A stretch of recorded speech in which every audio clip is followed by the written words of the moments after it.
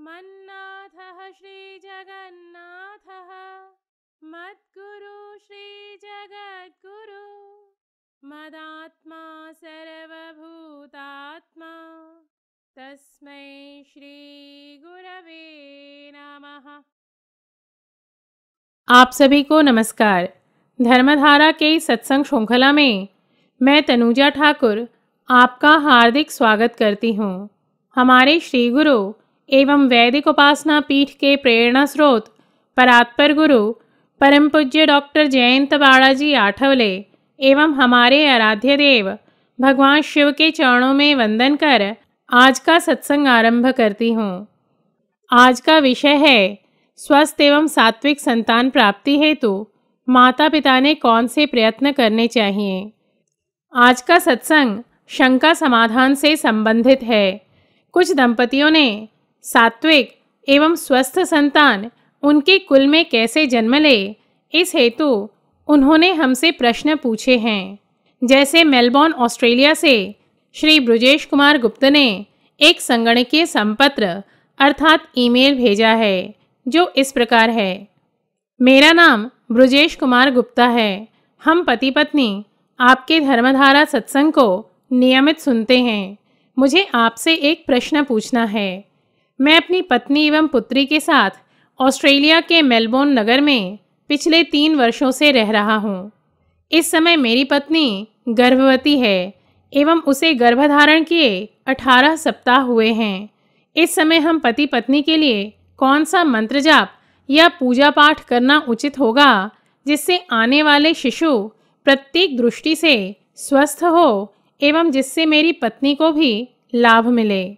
इस संबंध में कृपया यथोचित मार्गदर्शन करें। सर्वप्रथम तो एक तथ्य बता दें कि श्री ब्रजेश जी ने अपना उपनाम गुप्ता इस प्रकार लिखकर भेजा है। इसे मैंने गुप्त उच्चारण किया है क्योंकि गुप्त ही योग्य उच्चारण है। यदि आप अनुचित उच्चारण करेंगे तो उसे उसी प्रकार लिखेंगे। अतः अपने उपनाम का अशुद्ध उच्चारण ना किया करें। मैंने देखा है कि अनेक उत्तर भारतीय अपने उपनाम का अयोग्य रीति से उच्चारण करते हैं। जैसे मिश्र को मिश्रा, सचदेव को सचदेवा, गुप्त को गुप्ता इत्यादि लिखते और बोलते हैं, जो भाषा की दृष्टि से अशुद्ध है। अतः आपसे नम्र निवेदन है कि अपने उपनाम का शुद्ध रीति से उच्चारण किया करें। यह चूक अनेक लोगों से होती है। अतः आज इस तथ्य को सत्संग में बताना आवश्यक लगा। राजस्थान के अजमेर जनपद के श्री प्रदीप कुमार ने भी फेसबुक पर पत्र के माध्यम से एक प्रश्न पूछा है। उनका प्रश्न इस प्रकार है। मैं आपके लेख नियमित पढ़ता हूँ और इसीलिए आपसे कुछ पूछना चाहता हूँ। मेरी पत्नी गर्भवती है। हमें एक सात्विक एवं आध्यात्मिक दृष्टि से तेजस्वी साधक जीव संतान के रूप में चाहिए। इस हेतु गर्भाधान से पूर्व हमने नवरात्रि में गायत्री मंत्र का एक अनुष्ठान भी किया था। कृपया हम पति पत्नी और क्या कर सकते हैं, इस संदर्भ में हमारा मार्गदर्शन करें। इस प्रकार के प्रश्न कुछ अन्य लोगों के भी आए हैं जो या तो तेजस्वी संतान हेतु इच्छुक होते हैं या अपने संतानों को गर्भावस्था में ही श्रेष्ठ संस्कार देना चाहते हैं। इसीलिए इस विषय को शंका समाधान अंतर्गत ले रही हूँ, जिससे समाज के अधिक से अधिक लोगों को इस प्रश्न के उत्तर से लाभ मिले। श्रेष्ठ जीवों का कुल में जन्म हो एवं जन्म के पश्चात उनमें आध्यात्मिक दृष्टि से उनका पोषण हो, इस हेतु हमारी वैदिक संस्कृति में 16 संस्कारों जैसे कर्मकांड की विधि बताई गई है। इनमें से अधिकांश संस्कार इसी से संबंधित हैं।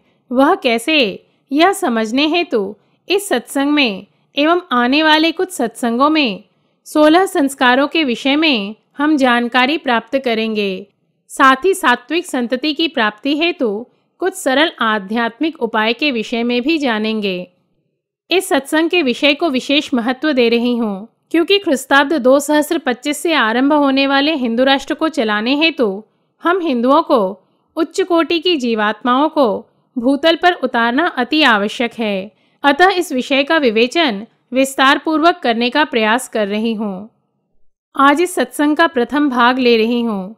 आप सभी से नम्र विनती है कि इस सत्संग श्रृंखला को समाज में अधिक से अधिक प्रसारित करें, क्योंकि जब मैं समाज में धर्म प्रसार हेतु लोगों के घरों में जाती हूँ एवं नवजात शिशु से लेकर वयस्कों को होने वाले आध्यात्मिक कष्टों को देखती हूँ, तो मेरा मन उद्विग्न हो जाता है और इन सबके मूल कारणों पर शोध करने पर ज्ञात हुआ कि धर्म शिक्षण न मिलने के कारण आज का सामान्य गृहस्थ संतानोत्पत्ति की प्रक्रिया में साधना को अधिक महत्व नहीं देता है, जिस कारण शिशु को जन्म देने वाली माता एवं शिशु दोनों को ही अत्यधिक आध्यात्मिक कष्ट होते हैं।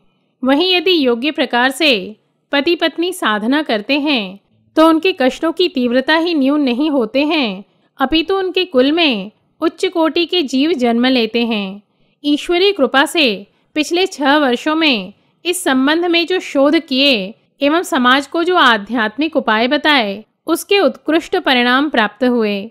अतः आज इन आध्यात्मिक शोधों से जो तथ्य उभर कर आए हैं, उसे इस सत्संग श्रृंखला में प्रस्तुत करने जा रही हूँ। हो सकता है यह सब सुनने पर आपको प्रथम नकारात्मक प्रतिक्रिया आए, क्योंकि मैकाले की शिक्षण प्रणाली ने आज अधिकांश हिंदुओं की बुद्धि को ही अशुद्ध कर दिया है। अतः सूक्ष्म जगत से संबंधित तथ्यों को वे तुरंत गले के नीचे नहीं उतार पाते हैं, किंतु आपसे नम्र विनती है कि सत्संग श्रृंखला को ध्यानपूर्वक सुने एवं उसके पश्चात ही कुछ निर्णय दें। चूँकि ये आध्यात्मिक शोध विकसित सूक्ष्म इंद्रियों की सहायता से किए गए हैं, अतः ऐसे आध्यात्मिक शोधों के मध्य मुझ पर अनेक बार मांत्रिकों ने अर्थात सूक्ष्म जगत की बलाढ्य आसुरी शक्तियों ने प्रचंड प्रमाण में आक्रमण भी किए हैं एवं अनेक प्रकार से मुझे कष्ट देने के भी प्रयत्न किए हैं, किंतु वैदिक मूल्यों के रक्षण एवं मानवता के उत्थान हेतु यह सब करना अति आवश्यक है। अतः गुरु कृपा से इन सब कष्टों पर मात पाते हुए अपने आध्यात्मिक शोध कार्य में निरंतरता बनाए रख पा रही हूँ और आज आप सबके समक्ष इस शोध कार्य से प्राप्त हुए अनेक तथ्यों को प्रस्तुत करने में मुझे अत्यधिक आनंद हो रहा है। सर्वप्रथम उत्तम संतति हेतु 16 संस्कारों का महत्व क्या है, यह जानना आवश्यक है। अतः आज के सत्संग में हम इन संस्कार कर्मों में से कुछ संस्कार कर्मों के विषय में जानेंगे। इन संस्कारों का व्यास स्मृति एवं मनुस्मृति के विभिन्न श्लोकों में महत्वपूर्ण पद्धति से वर्णन किया गया है एवं स्पष्ट रूप से बताया गया है कि इन संस्कारों का अनुष्ठान करना अति आवश्यक है। इन संस्कारों को करने का मूलभूत उद्देश्य यह है कि जीव न जाने कितने जन्मों में किन किन योनियों में अर्थात पशु, पक्षी, कीट, पतंग, सरीसृप, स्थावर, जंगम, जलचर, थलचर, नभचर एवं मनुष्य आदि योनियों में भटकते हुए किस किस प्रकार के निकृष्टतम कर्म संस्कारों को एकत्रित कर साथ में लाते हैं, यह उन्हें भी ज्ञात नहीं होता।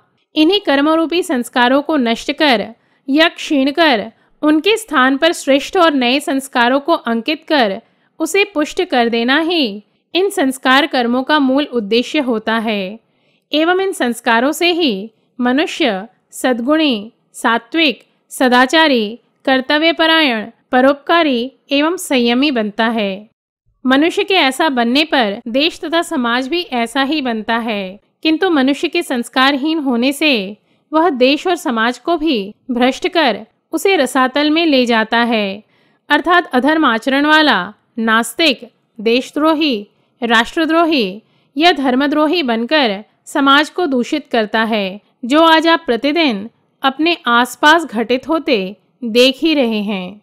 आज दुष्ट, पापी, भ्रष्ट, देशद्रोही, आतंकवादी, धर्मद्रोही, बलात्कारी, व्यभिचारी एवं व्यसनी लोगों की संख्या में वृद्धि यह दर्शाता है कि उनमें योग्य संस्कारों का बीजारोपण गर्भकाल से ही नहीं किया गया। इसीलिए वैदिक संस्कृति में गर्भकाल से ही संस्कारों को बीज रूप में अंकित करने को अत्यधिक महत्व दिया गया है।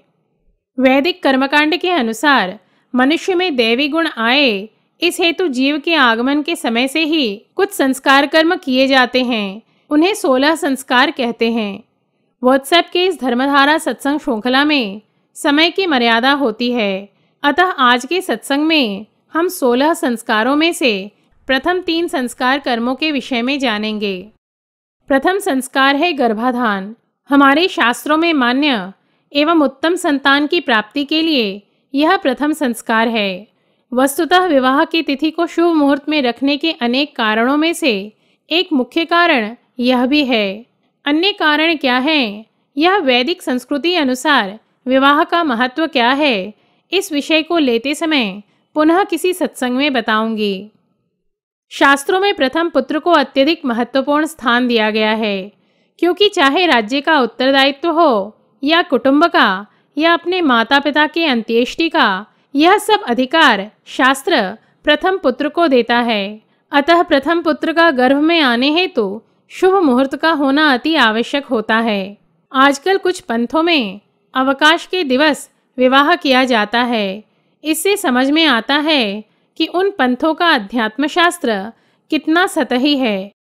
वस्तुतः गृहस्थ जीवन में प्रवेश के उपरांत प्रथम कर्तव्य के रूप में इस संस्कार को मान्यता दी गई है, क्योंकि गृहस्थ जीवन का प्रमुख उद्देश्य श्रेष्ठ संतानोत्पत्ति है। उत्तम संतति की इच्छा रखने वाले माता पिता को गर्भाधान रूपी यह संस्कार अवश्य करना चाहिए। वैदिक काल में यह संस्कार अति महत्वपूर्ण माना जाता था। दूसरा संस्कार है पुंसवन। गर्भस्थ शिशु के मानसिक एवं बौद्धिक विकास तथा आध्यात्मिक रूप से कवच प्राप्ति की दृष्टि से यह संस्कार अत्यंत उपयोगी माना जाता है। हमारे मनीषियों ने संतानोत्कर्ष के उद्देश्य से एवं पुत्र प्राप्ति हेतु किए जाने वाले इस संस्कार को अनिवार्य माना है। यहाँ पुत्र प्राप्ति का उल्लेख हमारे धर्मशास्त्रों में क्यों किया गया है एवं इस हेतु विशेष संस्कारों को करने हेतु क्यों बल दिया गया है, यह बताना अति आवश्यक है और मेरे लिए भी यह एक कौतूहल का विषय रहा। अतः मैंने इस विषय पर भी शोध कार्य किए हैं एवं अपने आध्यात्मिक शोध में मैंने पाया है कि जिन कुलों में आध्यात्मिक कष्टों का प्रमाण अधिक होता है उनके कुलों में पुत्रों का जन्म नहीं होता, या विकलांग पुत्र जन्म लेते हैं, या अनेक पुत्रियों के पश्चात पुत्र का जन्म होता है। एक आश्चर्यजनक तथ्य जो मुझे शोध के मध्य ज्ञात हुआ वह यह था कि अनेक बार अतृप्त पितर या अनिष्ट शक्तियां गर्भस्थ बालक के लिंग को परिवर्तित कर देती हैं, और मैंने अपने आध्यात्मिक शोध के मध्य आज तक यह नहीं पाया कि किसी गर्भस्थ कन्या के लिंग को अतृप्त पितरों ने या अनिष्ट शक्तियों ने परिवर्तित किया हो। किंतु अनेक कुलों में मैंने पाया है कि 5वें से 7वें मास में गर्भस्थ बालक का लिंग पूर्वजों ने परिवर्तित कर दिया था, जो कि चिकित्सकीय विज्ञान अनुसार संभव नहीं है। किंतु मेरे पास इसके अनेक प्रमाण हैं जो इस तथ्य की पुष्टि करते हैं। मैं भी एक स्त्री हूँ और मुझे यह भी ज्ञात है कि सृष्टि को चलाने हेतु कन्याओं का जन्म लेना अति महत्वपूर्ण है। किंतु यदि किसी बालक का जन्म होने वाला हो एवं अनिष्ट शक्तियाँ गर्भस्थ बालक के लिंग को परिवर्तित कर देते हैं तो इससे उस कन्या को संपूर्ण जीवन अत्यधिक आध्यात्मिक कष्ट होता है, क्योंकि उस पर गर्भ में ही अनिष्ट शक्तियों द्वारा आक्रमण हो जाता है। इसीलिए भी संस्कार कर्म का विशेष महत्व है एवं यह संस्कार कर्म शुभ नक्षत्र में संपन्न होना अति आवश्यक है। आज के विज्ञान ने भी यह सिद्ध कर दिया है कि पुरुषों में X और Y 2 प्रकार के लिंग गुणसूत्र अर्थात सेक्स क्रोमोसोम्स होते हैं। अतः पुत्र के ना होने पर उस कुल के एक महत्वपूर्ण गुणसूत्र लुप्त हो जाता है। इसीलिए धर्मशास्त्रों में पुत्र के जन्म हेतु विशेष साधना या विशेष सावधानी रखने हेतु कहा गया है। यहाँ एक तथ्य मैं स्पष्ट करूं कि आज के समाज में प्रचलित कन्या भ्रूण हत्या का मैं पूर्णतः निषेध करती हूँ। यह एक अक्षम्य पाप कर्म है, यह सभी ध्यान रखें। अतः यदि पुत्री का जन्म हो तो भी माता पिता को उतना ही आनंद होना चाहिए, क्योंकि एक कन्या को जन्म देकर गृहस्थ परमपिता ब्रह्मा द्वारा रची गई सृष्टि की सृजन प्रक्रिया में अपनी महत्वपूर्ण भूमिका निभाकर उनके प्रति अपनी कृतज्ञता व्यक्त करते हैं, और यह संधि भी ईश्वर की कृपा से ही प्राप्त होती है। इसीलिए पुंसवन संस्कार बिना भेदभाव के गर्भावस्था के आरंभिक काल में करने का विधान है एवं इसका प्रयोजन स्वस्थ एवं उत्तम संतति को जन्म देना है तथा गर्भस्थ शिशु पर कवच निर्माण करना है। तीसरा संस्कार है सीमंतोन्नयन संस्कार। यह संस्कार माता को प्रसन्न चित्त रखने के लिए किया जाता है, जिससे गर्भस्थ शिशु सौभाग्य संपन्न हो पाए, और यह गर्भाधान के पश्चात छठे या 8वें मास में किया जाता है। सीमंतोन्नयन संस्कार को सीमंतकरण अथवा सीमंत संस्कार भी कहते हैं। गर्भपात रोकने के साथ साथ गर्भस्थ शिशु एवं उसकी माता की रक्षा करना भी इस संस्कार का मुख्य उद्देश्य है। इस संस्कार के माध्यम से गर्भिणी स्त्री का मन प्रसन्न रखने के लिए सौभाग्यवती स्त्रियां गर्भवती की ओटी भरती हैं। इस प्रकार गर्भाधान, पुंसवन और सीमंतोन्नयन ये 3 संस्कार ऐसे होते हैं जिनका उद्देश्य माता पिता की जीवनचर्या को इस प्रकार बनाना है कि शिशु श्रेष्ठ संस्कारों को लेकर जन्म ले। गर्भाधान से विद्या आरंभ तक के संस्कारों को गर्भ संस्कार कहते हैं। इनमें पहले 3 संस्कार अर्थात गर्भाधान, पुंसवन एवं सीमंतोन्नयन को अंतर्गर्भ संस्कार तथा इसके पश्चात के 6 संस्कारों को बहिर्गर्भ संस्कार कहते हैं।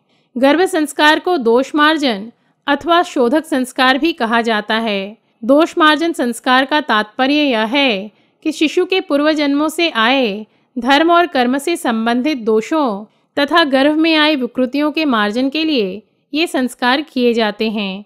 इसके पश्चात किए जाने वाले 6 संस्कारों को गुणाधान संस्कार कहा जाता है। अगले सत्संग में हम इन 6 बहिर्गर्भ संस्कारों के विषय में जानेंगे। आज इन्हीं शब्दों के साथ हमारे श्री गुरु परम पूज्य डॉक्टर आठवले एवं भगवान शिव के चरणों में कृतज्ञता व्यक्त कर सत्संग समाप्त करती हूँ। धर्म और अध्यात्म से संबंधित धर्मधारा के सत्संग श्रृंखला में हम नए तथ्यों के साथ पुनः उपस्थित होंगे। तब तक के लिए नमस्कार। जय तु हिंदू राष्ट्रम।